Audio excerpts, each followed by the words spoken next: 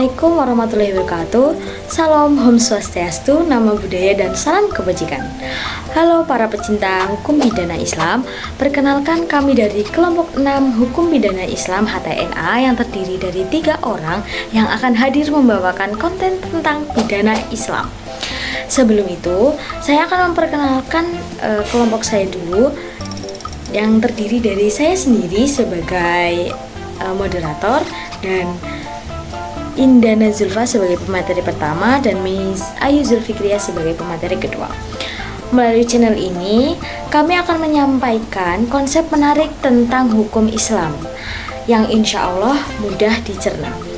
Hukum Islam sendiri adalah salah satu sistem hukum yang kompleks dan komprehensif yang mengatur tentang semua aspek kehidupan muslim, termasuk hukum pidana. Dalam ranah hukum pidana Islam, terdapat banyak berbagai jenis pelanggaran yang dikenai sanksi berdasarkan hukum syariah. Salah satu pelanggaran yang penting dan diatur dalam hukum pidana Islam adalah bughot. Bughot sendiri merujuk pada tindakan pemberontakan terhadap penguasa muslim yang sah dengan tujuan menggulingkannya. Nah, baiklah, untuk penjelasan lebih lanjutnya, langsung saja dipersilahkan untuk pemateri pertama dan pemateri kedua untuk menjelaskannya. Assalamualaikum warahmatullahi wabarakatuh. Perkenalkan, nama saya Indah Nazulfa. Di sini saya akan menjelaskan mengenai pengertian bughot. Secara bahasa, bughot berasal dari kata baghi yang artinya berlaku zalim atau menindas. Lalu, dalam makna lain, kata bughot juga berasal dari kata baghi, bughoat, yang artinya menginginkan sesuatu. Sedangkan secara istilah sangat beragam, dikarenakan para fuqaha berbeda pendapat yang disebabkan perbedaannya pandangan. Di antaranya yakni pendapat Malikiyah. Pendapat Malikiyah, bughot diartikan sebagai sekelompok kaum muslimin yang berseberangan dengan kepala negara atau wakilnya. Yang kedua, pendapat Hanafiyah. Ulama Hanafiyah mengartikan bughot atau para pemberontak yaitu keluar dari ketaatan kepada imam atau pemimpin tertinggi kepala negara yang sah dengan cara tidak sah. Yang ketiga yakni pendapat Asy-Syafi'iyah. Bughot diartikan sebagai orang-orang Islam yang melawan imam atau pemimpin tertinggi dengan cara keluar darinya, tidak mau tunduk, serta menghalangi hak yang diarahkan kepada mereka. Yang keempat yakni pendapat Hanabilah. Bughot diartikan sebagai orang-orang yang keluar dari imam meski imam tersebut tidak adil, sekalipun dengan alasan yang layak dan mereka mempunyai kekuatan walaupun di antara mereka tidak ada orang yang dipatuhi. Lalu yang terakhir yakni ulama Zahiriyah dan Syiah Zaidiyah. Beliau mendefinisikan bughot atau pemberontak sebagai orang yang menganggap dirinya benar dan sang imam salah. Ia memerangi dan menuntut imam. Ia juga memiliki kelompok atau kekuatan. Nah, demikian dapat disimpulkan bahwa bughot ini adalah sekelompok orang yang menentang atau menolak kewajiban yang telah dibebankan padanya dengan cara keluar dari pemimpinnya. Baik, perkenalkan, nama saya Ayu Zulfikriya. Di sini saya akan menjelaskan tentang unsur-unsur jarima bughot. Dari pengertian jarima bughot yang sudah dijelaskan tadi, dapat dipahami bahwa unsur atau kriteria pemberontakan ada 3. Yang pertama adalah memberontak terhadap pemimpin negara. Agar bisa dikatakan sebagai pemberontakan, harus ada upaya untuk tidak mematuhi kepala negara. Yang dimaksud dengan pemberontakan adalah menentang kepala negara dan berusaha menyatukannya atau menolak menjalankan tugas sebagai warga negara. Namun, berdasarkan kesepakatan para ahli hukum, menolak tunduk kepada pemerintah yang merujuk pada kemaksiatan itu bukan merupakan pemberontakan, melainkan kewajiban. Sebab ketaatan hanya diperlukan dalam kebaikan dan bukan dalam kemaksiatan. Jadi, jika seorang kepala negara tidak memerintahkan rakyatnya untuk melakukan perbuatan asusila, meskipun kebijakannya tidak selalu menguntungkan seluruh rakyat, tetap harus dihormati, didengarkan, dan dipatuhi. Kemudian unsur jarima bugot yang kedua yaitu pemberontakan dilakukan dengan kekerasan. Agar suatu tindakan pembangkangan dianggap sebagai pemberontakan, tindakan tersebut harus disertai dengan penggunaan kekerasan. Jika sikap ini tidak dibarengi dengan penggunaan kekerasan, maka tidak dianggap sebagai pemberontakan.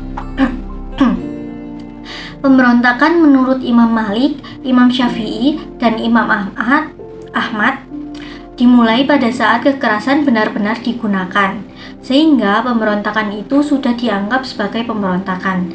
Seandainya mereka hanya pada tahap pengumpulan kekuatan, maka tindakan mereka belum termasuk pemberontakan, melainkan hanya digolongkan sebagai takzir.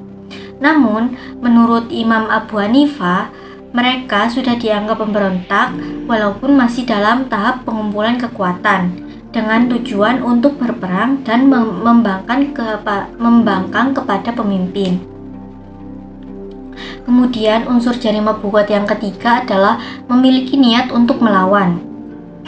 Untuk terwujudnya tindak pidana pemberontakan, disyaratkan ada niat melawan hukum dari mereka yang membangkang.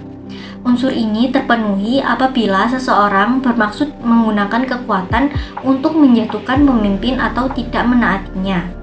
Apabila tidak ada maksud untuk keluar dari pemimpin atau tidak ada maksud untuk menggunakan kekuatan, maka perbuatan itu belum dikategorikan sebagai pemberontakan. Untuk dianggap di luar pemimpin, pelaku harus berniat memberhentikan atau menggantikan pemimpin, tidak menaatinya, dan menolak melaksanakan kewajiban yang diwajibkan oleh pemerintah tersebut. Selanjutnya, saya akan menjelaskan tentang dasar hukum jarima bugot. Adapun dalil-dalil hukum normatif yang banyak digunakan oleh para ulama fikih mengenai delik bugot. Di antaranya adalah Al-Quran Surat Al-Hujurat ayat 9. Maksud utama ayat ini adalah menyangkut ketertiban damai antar kelompok yang bertikai. Sedangkan perselisihan yang dibicarakan dalam ayat ini lebih banyak mengenai fitnah. Maksud fitnah di sini adalah berita harus diterima dan diolah serta harus diuji nilai kebenarannya. Karena jika tidak, pemberitaan ini bisa memecah belah umat muslim dan menimbulkan konflik. Selanjutnya yaitu surat Al-Hujurat ayat 10. Ayat ini merupakan jawaban dari ayat sebelumnya. Dengan kata lain, surat Al-Hujurat ayat 9 hanya dapat dipahami sebagai klarifikasi ketika menyelesaikan suatu perselisihan. Di sisi lain, surat Al-Hujurat ayat 10 menjadi penguat dalam menyelesaikan konflik internal secara damai. Penekanan ayat ini adalah membedakan persaudaraan yang dimaksud. Dengan kata lain, persaudaraan sejak lahir menjadi terputus jika mereka berbeda pendapat dalam masalah iman. Oleh karena itu, siapapun di antara sesama umat beriman mempunyai perselisihan, maka mereka berhak meminta mediasi kepada kelompok lain yang tidak terlibat dalam perselisihan tersebut. Selanjutnya yaitu surat An-Nisa ayat 59. Alasan diturunkannya ayat ini adalah yang disebutkan dalam kisah As-Suyuti yang menyebutkan Ibnu Jarir dan Ibnu Abi Hatim dari As-Sudi, di mana ayat ini menyangkut peristiwa para sahabat Nabi, yaitu Ammar bin Yasir yang berada di bawah pimpinan Khalid bin Walid sebagai pemimpin pengganti Rasulullah di suatu daerah. Inti ayat ini dapat disimpulkan bahwa jika terjadi perselisihan antar umat muslim, maka ada kewajiban untuk menyerahkan permasalahan tersebut kepada Al-Quran dan hadis. Hal yang sama juga terjadi pada para pemimpin. Mereka mempunyai kewajiban untuk mengambil tindakan sendiri. Apalagi belakangan ayat ini dipahami oleh para ulama tafsir juga berkaitan dengan permasalahan umat. Saya akan menjelaskan mengenai hukuman bagi para pelaku bugot. Menurut Imam Abu Hanifah, hukuman bagi para pelaku bugot yakni diperangi hingga bercerai-berai. Namun, menurut Imam Hanafi, para pelaku bugot harus diperangi, tetapi dengan cara yang baik, dengan tetap menjaga hak mereka. Hal tersebut diberlakukan jika pelaku bugot adalah muslim. Namun, jika pelaku bugot adalah kafir, maka harus diperangi tanpa ampun. Adapun urutan tindakan hukuman terhadap bugot sesuai ketentuan fikih Islam. Yang pertama, yakni mengirim utusan kepada mereka agar diketahui sebab-sebab pemberontakan yang apabila terjadi karena ketidaktahuan mereka, maka mereka harus diyakinkan hingga ketidaktahuan itu hilang.